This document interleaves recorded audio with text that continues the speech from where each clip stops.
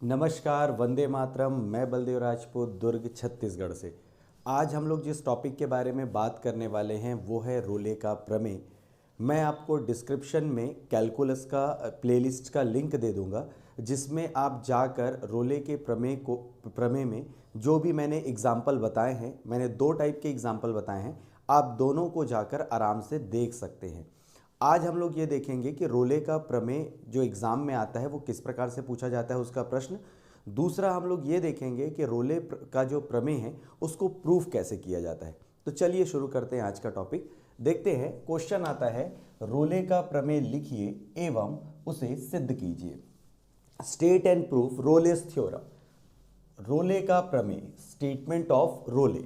अगर मान लो थ्योरम को अगर मैं बात करूं तो इसका जो थ्योरम है वो है, माना f ऑफ x x का कोई फलन है। Consider f of x is a function of small x, then f of x is f of x is continuous at close interval a b. मतलब होता है कि जो f ऑफ x है वो कंटिन्यूअस है, संतत है क्लोज्ड सेट ए बी में। दूसरा स्टेटमेंट ये कहता है कि f of x is differentiable at open interval a b. मतलब जो आपका f ऑफ x है वो अवकलनीय है अंतराल ए बी में, वो ओपन सेट होगा। ओपन सेट और क्लोज सेट के बारे में कभी किसी और वीडियो में क्लियर चर्चा करेंगे। अभी अपन ये बात करते हैं कि भाई एक क्लोज इंटरवल में ये कंटिन्यूअस होगा और ओपन इंटरवल में ये डिफरेंशिएबल होगा। थर्ड स्टेटमेंट ये बोलता है कि f of a is equal to f of b। Means अगर आपको इंटरवल दिया गया है तो f ऑफ a और f ऑफ b की वैल्यू सेम आनी चाहिए। अगर आपको इंटरवल नहीं दिया है क्वेश्चन में तो उस कंडीशन पे f ऑफ x को 0 के इक्वल लेकर हमको a और b को फाइंड आउट करना होता है। तो चलिए ये तीन स्टेटमेंट, सबसे पहले अगर क्वेश्चन आता है रोले का प्रमेय लिखिए हम सिद्ध कीजिए, means state and proof Rolle's theorem. सबसे पहले आपको स्टेटमेंट लिखना है और स्टेटमेंट में एक चीज याद रखिएगा कि जो c का वैल्यू है वो a और b के बीच में वेरी करना चाहिए। और जब आप f dash c is equal to 0 लेके चले तभी c का वैल्यू a और b के बीच में वेरी करेगा। तो यहां पर देखते हैं, consider f of x is continuous at interval a and b, closed interval a and b, and f of a is equal to f of b। जैसा कि हम जैसे स्टेटमेंट में लिखा है हम एज इट इज वैसे ही लिखते हैं कि f ऑफ x समृत अंतराल a b पर संतत है तथा f ऑफ a और f ऑफ e आपस में बराबर है। तो तीन कंडीशन निर्मित होगा, मतलब तीन कंडीशन होगा। फॉर एग्जाम्पल कि अगर आप एग्जाम भी देते हैं तो आपके सामने तीन कंडीशन होगी, या तो आप 33 से ऊपर आएंगे, या तो आप 33 से नीचे आएंगे, या एग्जैक्ट 33 पर आएंगे। तो उसी प्रकार से केस 1 पे देखते हैं, f of x is a constant function. माना f ऑफ x एक अचर फलन है, then f of x is equal to constant अचर। तो अगर इसका मैं डिफरेंशिएशन कर दूं तो f dash x is equal to क्या हो जाएगा, 0। 0 जो है वो यूनिवर्सल ट्रूथ के रूप में लेंगे अपन, और ये x का जो एलिमेंट है वो a और b के बीच में बिलोंग करेगा। अब दूसरा देखते हैं, दूसरा केस इसका कि माना एक बिंदु c इस प्रकार है कि f ऑफ c इस प्रकार है कि वह ए बी में एग्जिस्ट करता है, उसका अस्तित्व है, और x जो है वो a के बराबर, x का जो वैल्यू है वो a से लेकर x बराबर c तक ये वैल्यू बढ़ता है। उसके बाद x बराबर c से लेके x बराबर b तक घटता है। ये बिल्कुल वैसा ही होगा जैसे कोविड में आपका परसेंट लगातार 2020, 21 और 22, 20, 21 और 22 में लगातार बढ़ता गया, और उसके बाद जैसे ही 2023 मतलब 2023 में ऑफलाइन एग्जाम होंगे तो वह आपके जो नंबर हैं वो धीरे धीरे घटने चालू हो जाएंगे।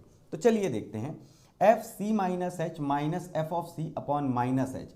अगर आपको याद हो तो ये डिफरेंशिएबिलिटी मतलब अवकलनीयता के लिए कंडीशन होता है कि f of c minus h f of c upon minus h ये ग्रेटर देन होगा किसके, 0 के।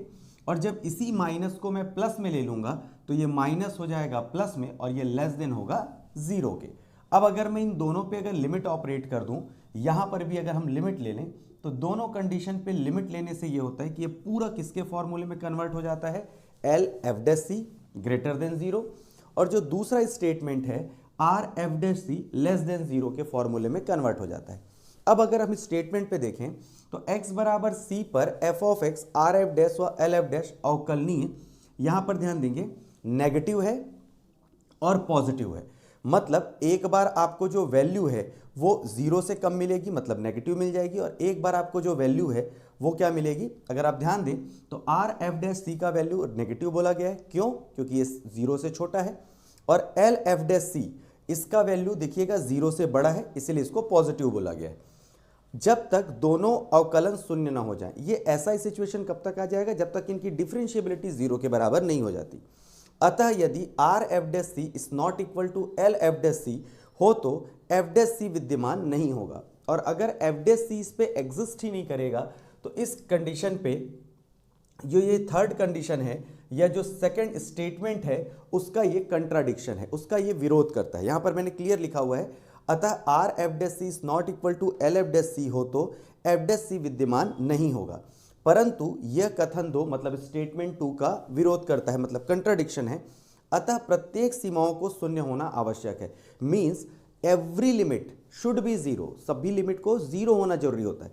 अतः R F dash C is equal to L F dash C is equal to 0 and f dash C is equal to 0, मतलब ये दोनों value आपस में क्या होनी चाहिए? 0 होनी चाहिए, मतलब कंटिन्यूअस होनी चाहिए। और जब ये वैल्यू कंटिन्यूअस होगी तो आर एफ डैश सी 0 को लेकर जब आप सॉल्व करोगे तो जो सी का वैल्यू आएगा वो ए और बी के बीच में वेरी करेगा। अब देखते हैं इसका तीसरा कंडीशन। तीसरा कंडीशन में अगर इसी में ऐड कर दूं तो अगर इसको मैं तीसरा कंडीशन बोलूं, सारे स्टेटमेंट सेम रहेंगे। यहां पर जो मैंने बढ़ता है लिखा हुआ है, मतलब इंक्रीजिंग जो लिखा हुआ है वो हो जाएगा घटता है, और यहां पर जो हमने लिखा हुआ है घटता है मतलब जो डिक्रीजिंग ऑर्डर में है ये हो जाएगा बढ़ता है। मतलब कुछ कंडीशन पे, कुछ condition in the sense x बराबर a से लेके x बराबर c तक वैल्यू डिक्रीजिंग होगी, कम होगी। देन x बराबर c से लेके x बराबर b तक वैल्यू इंक्रीज होगी। जैसे ही मैं इस स्टेटमेंट में चेंज करूंगा तो ये साइन चेंज हो जाएंगे, ये हो जाएगा लेस देन और ये हो जाएगा ग्रेटर देन, बाकी सारी चीजें एज इट इज रहेंगी। फिर ये वाली जो वैल्यू है वो लेस देन हो जाएगी और यहां पर जो आर एफ डैश की वैल्यू है वो ग्रेटर देन हो जाएगी। It means L F dash c greater than 0 और आर एफ डैश सी, माफ कीजिएगा, यहां पर L F dash C is less than 0 और R F dash c greater than 0 मिलेगा। जैसे ये वैल्यू मिलेगी सारी स्टेटमेंट आपको सेम रखना है। यहां पर जो नेगेटिव लिखा हुआ है उसकी जगह आपको लिखना है पॉजिटिव, मतलब ऋणात्मक की जगह धनात्मक, और जहां पर पॉजिटिव लिखा हुआ है उसकी जगह आपको लिखना है नेगेटिव, मीन्स ऋणात्मक। और बाकी स्टेटमेंट आप एज इट इज रखेंगे और आपको फिर से वही सेम क्वांटिटी मिलेगी, R F dash C is equal to L F dash C is equal to 0 and f dash C is equal to 0। अगर आप ये कंडीशन फॉलो करते हैं तो जो सी है वो ए और बी के बीच में वेरी करेगा। ये है पूरा रोले का प्रमेय। आपको सिर्फ करना ये है कि पहले ये 3 स्टेटमेंट लिखने हैं, देन फर्स्ट कंडीशन कांस्टेंट लेना है, सेकंड कंडीशन में जैसे मैंने आपको बताया सब चीज वैसे ही लिखना है। मतलब यहां पर पहले इंक्रीज होगा वैल्यू, फिर डिक्रीज होगा, आर एफ डैश और एल एफ डैश का वैल्यू निकालेंगे, फिर लास्ट में जो सेकंड स्टेटमेंट है उसका कंट्राडिक्शन निकालेंगे और लास्ट में वैल्यू आ जाएगी।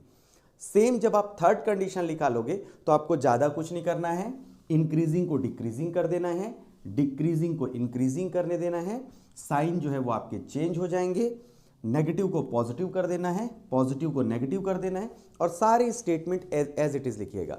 तो ये है आपका complete Rolle state and proof Rolle's theorem. तो उम्मीद करता हूं आपको ये लेक्चर पसंद आया होगा। तो मिलते हैं अगले वीडियो में, तब तक के लिए जय हिंद, वंदे मातरम।